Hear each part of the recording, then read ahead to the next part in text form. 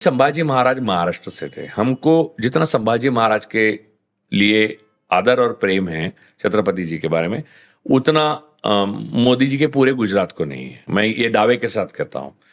महाराष्ट्र का कोई भी व्यक्ति छत्रपति शिवाजी महाराज के नाम से, डॉक्टर अंबेडकर जी के नाम से, फुले के नाम से, या छत्रपति संभाजी महाराज के नाम से, या राजर्षि शाहू महाराज के नाम से अपनी जान भी दे सकता है। कोई गुजरात का आदमी नहीं देगा, याद रखिए बात।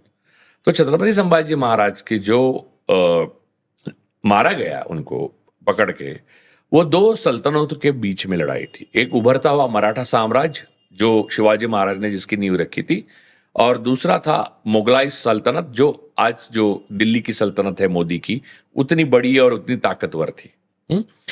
अब जब दक्कन में देखिए मराठाओं की ताकत ऐसी थी कि जब राजपूत और बाकी सारा हिंदुस्तान, उत्तर हिंदुस्तान बादशाहों के दरबार में अपनी बेटियां बहनें ब्याहने के लिए आगे पीछे कर रहे थे, तब मराठा और छत्रपति शिवाजी महाराज खड़े होकर सीना तानकर मुगली सल्तनत के साथ लड़े। आप सुनिए, वो इसलिए नहीं लड़े कि वो हिंदू थे और औरंगजेब मुसलमान था। ऐसा होता तो महाराज के पिता शाहजी महाराज, शाहजी राजे थे, जिन्होंने उन्होंने भी आदिल शाह और निजाम शाह के दरबार में नौकरी की है, समझे। और मालोजी राजे उनके, और सबसे बड़ी बात मुसलमान हिंदू की मैं आपको बताता हूँ। शिवाजी महाराज के जो पिताजी थे उनका नाम था शाहजी, और जो चाचा जी थे उनका नाम था शरीफ जी। तो महाराष्ट्र में एक शाह शरीफ दरगाह है, तो वहां पर मन्नत मांगी थी मालोजी राजे भोसले ने, हमें बच्चा हो। तो ये दो बेटे हो गए, तो एक का नाम शाहजी रखा, दूसरे का नाम शरीफ जी रखा। दोनों मुस्लिम नेम है, समझे। तो इतनी स्पष्ट बात है। तो इनका बेटा, शाहजी राजे का बेटा शिवाजी धर्म सेक्युलर ना होगा तो क्या होगा? क्योंकि अफजल खान को मिलने जब शिवाजी महाराज गए थे, उनके साथ वकील मुसलमान था।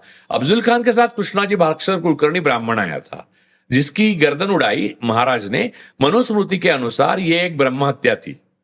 तो इसलिए बाद में जब महाराज को राज्याभिषेक करने का वक्त आया, तो ब्राह्मणों ने महाराष्ट्र में बताया कि हम शूद्रों का ये नहीं करते, उसमें इन्होंने ब्रह्म हत्या की है, समझे। महाराज ने लिहाज नहीं किया कभी।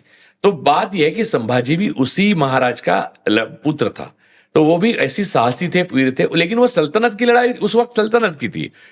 तो महाराज मानते थे हमारी ये दखनियों की लड़ाई है।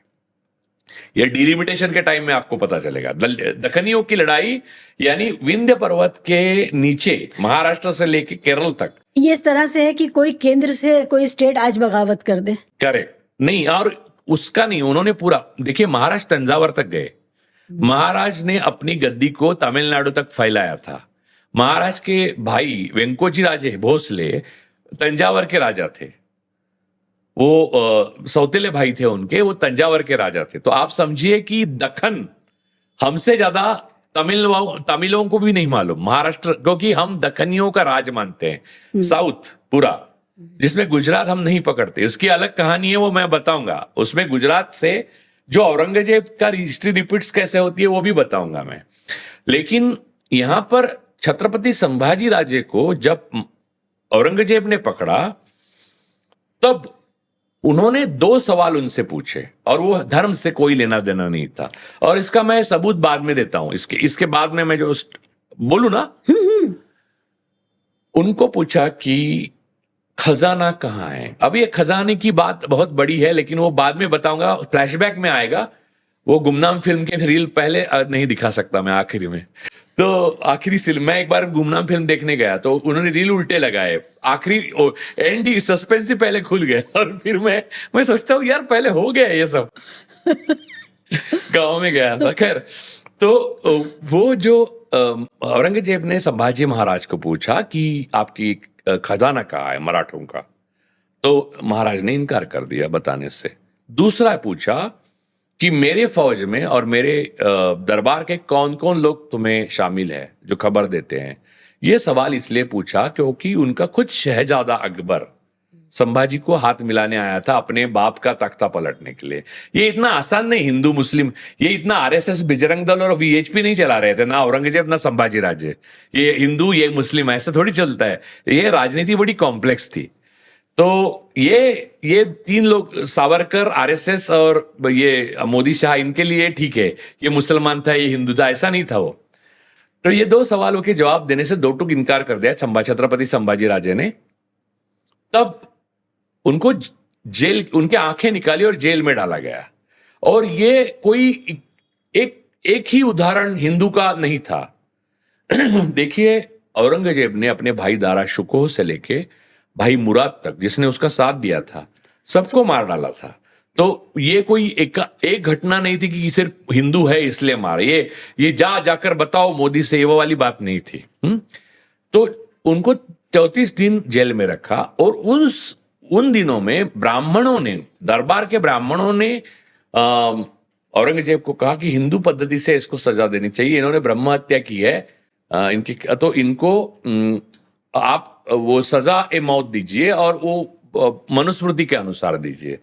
तो सबको खुश रखने के लिए औरंगजेब ने वो कर दिया। अब इसके आगे भी एक चीज है, जिस तरह से उनको एक विदूषक की कपड़े पहनाए, उनके जबान काटी, वो ऐसा उनको गधे पे, वो ऊंट पे बिठाया, ये ऐसी उनको मारा गया संभाजी महाराज को, ऐसा कहा जाता है। लेकिन इसका ठोस सबूत कोई नहीं है। कई इतिहासकारों ने यह लिखा है कि संभाजी महाराज को फांसी दी गई। समझे? अब उसके बाद क्या हुआ, अब इससे पता चलता है आपको कि हिंदू मुस्लिम का कितना उसमें रोल था। इसके बाद संभाजी रायगढ़ पे संभाजी के बेटे शाहू महाराज, फिर बड़े शाहजी का नाम इनको दिया था, शाहू, बड़े शाहू कहते हैं उनको, पुण्यश्लोक शाहू भी कहते हैं। तो शाहू महाराज और उनकी रानी, महारानी साहिबा छत्रपति संभाजी महाराज की, उनको कैद किया। और राजाराम महाराज भाग निकले पिछले दरवाजे से रायगढ़ के। और बाद में वो जिंजी जाकर स्वराज्य को उन्होंने, मैंने मराठों का राज्य को रखा। और बाद में उसका साम्राज्य बन गया दिल्ली तक। बाद में तो बादशाही मराठों पर डिपेंडेंट बना, यानी आने वाले बादशाह।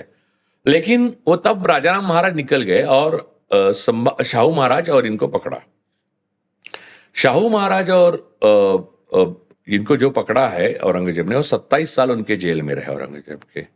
औरंगजेब ने कभी संभाजी महाराज की महारानी साहिबा और छत्रपति शाहू महाराज को मुसलमान बनाने की कोशिश नहीं की। हालांकि जब भी उनकी उम्र हुई शादी की, तो दो मराठा लड़कियों से और अच्छे खानदान की लड़कियों से उसकी शादी की। और औरंगजेब ने, यहां तक शाहू एकमात्र व्यक्ति थे पूरे हिंदुस्तान में जिनको औरंगजेब राजा करके बुलाता था। अच्छा। और अपने गोद में उसको खिलाया था। यहां तक कि सातारा गद्दी पे बैठे 27 साल बाद औरंगजेब की मृत्यु हुई, उसके बाद सातारा की गद्दी पे छत्रपति शाहू महाराज बैठे, यानी संभाजी राजा के पुत्र। और जब गद्दी पे बैठे तब वो लड़ाई हुई, वो आपस वाली लड़ाई थी। उससे पहले वो खुलताबाद में औरंगजेब की कब्र पर फूल माला चढ़ाने गए थे और वो नंगे पैर गए थे। अब इसमें हिंदू मुसलमान एंगल आप बताइए मुझे कहां से आया? ये तो आरएसएस की ख्याली पूल। मैं तो कुछ भी पिक्चर बना सकता हूं यार, मेरे पास पैसे हो, मुझे मोदी जी सपोर्ट करे, बस मैं ऐसी फिल्म बनाऊंगा ना कि लोगों को लगेगा कि ये सारी दुनिया एकदम भाईचारे से रहती है। दिखाने को क्या जाता है पर्दे पे? मुझे, मैं अच्छा करूंगा ना, मेरे हाथ में आया तो मैं प्यार का दुकान, मोहब्बत की दुकान खोलूंगा, नफरत की थोड़ी खोलूंगा। तो लक्ष्मण उत्तेकर साहब और वो लोगों ने मिलके बीजेपी की खोली, यानी ठीक है, कोई बात नहीं। अपनी देखिए, अपने अपने कर्म, अपने अपने ख्याल, लेकिन इतिहास जो है वो ऐसा है। अब औरंगजेब की कहानी में खजाने की बताता हूं। औरंगजेब गुजरात से उभरा हुआ व्यक्ति है। औरंगजेब का जन्म ही गुजरात में हुआ। जय बड़े की शाहजहां के बेटे थे वो शाहजहां उनको लायक नहीं मानता था, तख्त के लायक दारा शुकोह थे, ऐसा शाहजहां मानते थे। लेकिन मानने को तो अडवाणी जी भी मानते थे किसी और को प्रधानमंत्री पद के लायक। लेकिन गुजरात से जैसे ही समझ में आया ये, तब गुजरात से औरंगजेब सीधा दिल्ली आया और पहले उसने शाहजहां को मार्गदर्शक मंडल में डाल दिया। यानी 7 साल वो कैद में रहा, सिर्फ उसको बोला ताजमहल देखते रहना, भारत रत्न दे दिया है तुम्हें, तुम रहो वहां। तो वहां और अपनी गद्दी उसने ले ली। जो बाकी कॉम्पिटिटर थे उनको आपको तो मालूम है, निपटा दिया। अब इसमें एक और कहानी है। ये सारी चीजें करने के लिए पैसे लगते हैं और ये पैसे कहाँ से आते थे? तो गुजरात का जब गवर्नर था औरंगजेब, औरंगजेब का भी कोई अडानी था? अडानी था, औरंगजेब का वीरजी वोरा नाम का अडानी था। वीरजी वोरा की ऐसी ही चलती थी व्यापार में, गुजराती व्यापारी था, उसका डेनमार्क में एक बार काली मिर्च का भाव उसने ऐसा बढ़ाया कि डेनमार्क में वो मिलती नहीं थी। वो वेस्टर्न सारे देशों में वीरजी वोरा का नाम था।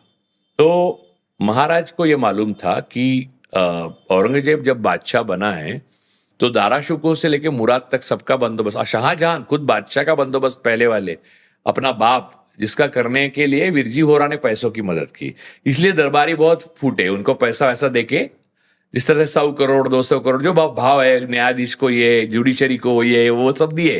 वो औरंगजेब के पास आए कहां से? क्योंकि बादशाह तो शाहजहां था। तो वीरजी वोरा ने हमेशा जुआ खेला। गुजराती व्यापारी जुआ किस पे लगाते हैं वो बहुत होशियार होते हैं, उन्होंने सही दांव लगाया। तो जैसे औरंगजेब बादशाह बन गया तो वीरजी वोरा के लिए तो क्या पूरा दुनिया खाली थी, यानी एक ही बादशाह था उस वक्त। औरंगजेब बड़ा बादशाह था, 50 साल तक औरंगजेब पूरी दुनिया में सबसे बड़ा बादशाह था उस वक्त। सबसे बड़ी जीडीपी थी। जीडीपी 25% थी भारत की, और वो भारत के बाहर खर्च नहीं की उन्होंने। हाँ, तो वीरजी वोरा मनी लॉन्ड्रिंग नहीं करता था औरंगजेब। तो वीरजी वोरा नाक है औरंगजेब की, ये शिवाजी महाराज को पता था। शिवाजी महाराज ने इसलिए पहली बार सूरत पे हमला किया।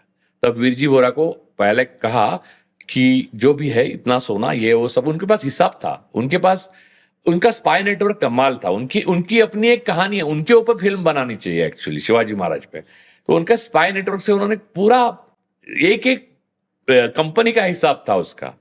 हाँ, मिनिस्ट्री ऑफ कॉर्पोरेट अफेयर्स पे वो डाउनलोड नहीं किया था, सब उनके आदमी ने लाके दिया था। तो वीरजी वोरा को पूरा लूट लिया, उसके घर वालों को दूसरे बंधक बना के रखा, लेकिन उनको कुछ टच नहीं किया, क्योंकि औरतों को और बच्चों को टच नहीं करते थे महाराज। ये स्क्रिप्ट में चुराया गया है, आप देखिए पहलगाम के स्क्रिप्ट में ये महाराज की ये, तो ये कौन चुरा सकता है? जिसको पता होगा। हाँ, तो ये क्योंकि मराठों का ये था कि यानी महाराज का आज्ञा थी कि किसी भी औरत को या बच्चे को जो छुएगा उसको वो मार डालते थे, अपना भी हो तो भी। तो किसकी हिम्मत नहीं थी, तो उसने, अब वीरजी वोरा के भी मारा नहीं, उसने लूट लिया। पूरा सूरत 3 दिन जल रहा था, पूरा लूटा।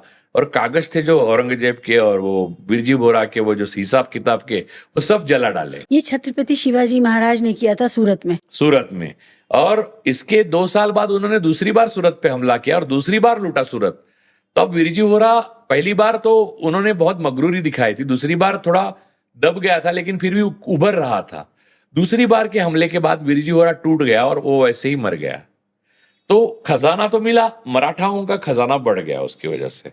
और वहां मराठा साम्राज्य की स्थापना के लिए ये सूरत की 2 लूट है, उसका एक रोल है। वो खजाना याद था औरंगजेब को, इसलिए संभाजी महाराज को भी उसने पूछा कि मराठों का खजाना कहाँ है।